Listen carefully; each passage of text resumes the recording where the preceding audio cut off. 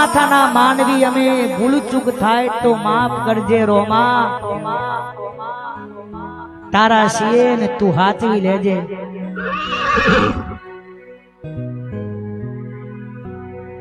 આમ તો સત્ય હકીકત ની વાત કહું, ઘનશ્યામભાઈ ને મેં વાત કરી હતી કે છેલ્લા 4-5 દિવસથી મારી તબિયત બહુ જ ખરાબ હતી, કારણ કે કાઉન્ટ વધી ગયા હતા શરીરના. મેં ઘનશ્યામભાઈને કીધું કે મારા આવો પ્રોબ્લેમ છે, તો મને કેવું કશો વધુ નહીં ભાઈ, તમે તાર આવજો. બીજા પણ આપણે કલાકારો અહીંયા બધા બોલાયા છે, બધા આપણે મોજ કરવાની છે, પણ